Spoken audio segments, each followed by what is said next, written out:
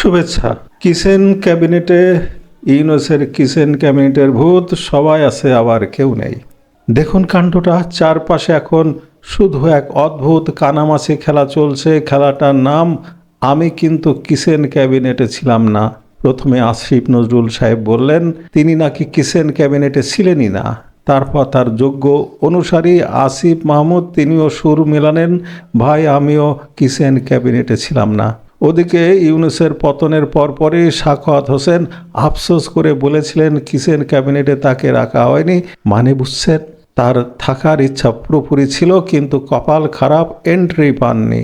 এদিকে ফরহাদ মাজারের স্ত্রী তো আরও এক ধাপ এগিয়ে বললেন তার স্বামী নাকি শুরু থেকে আমেরিকার বিরোধিতা করেছিলেন, এই অপরাধে তাকে কিচেন ক্যাবিনেটে রাখা হয়নি। অর্থ উপদেষ্টা সালাউদ্দিন আহমেদেরও একই বয়ান, তাকে নাকি রাখা হয়নি। আচ্ছা বাদ দিন, সৈয়দা রেজওয়ানা হাসান তো আকাশ থেকে পড়লেন।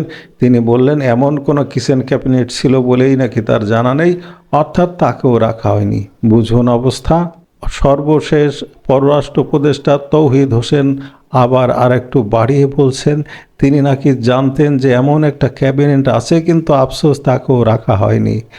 এদিকে মাহফুজ আলমও বলছেন তাকে রাখা হয়নি, আর নাহিদ ইসলাম তো আগেই পদত্যাগ করেছেন, তার মানে অটোমেটিক্যালি তাকেও রাখা হয়নি। সবাই এক এক করে অস্বীকার করছে ভাই। এখন শুধু দেখার বিষয় কখন স্বয়ং মোহাম্মদ ইউনূস নিজে মুখ ফুটে বলবেন আমাকেও কিচেন ক্যাবিনেটে রাখা হয়নি। কি কথা, কি কথা। তাহলে আমার প্রশ্ন হলো, এই কিচেন ক্যাবিনেটের আসল মালিক কে ছিল ভাই? যমুনার আমলা কামরারা নাকি ঘর মোছা বুয়া আমিনা খালা?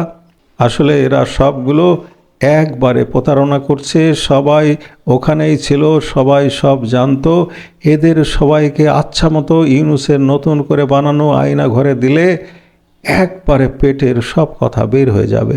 কিন্তু সমস্যা অন্য জায়গায়।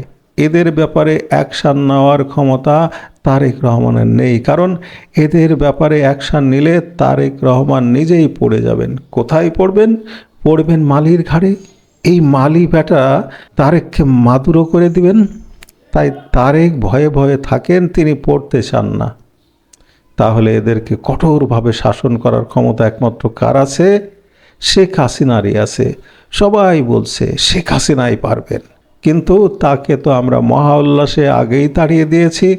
তাই এখন আর কি করার? আসুন আমরা সবাই শান্তশিষ্ট হয়ে আমেরিকার গোলাম হয়ে থাকি, আর মনে মনে সান্ত্বনা নেই আমরা সবাই আমেরিকার নাগরিক। কি ঠিক বললাম তো?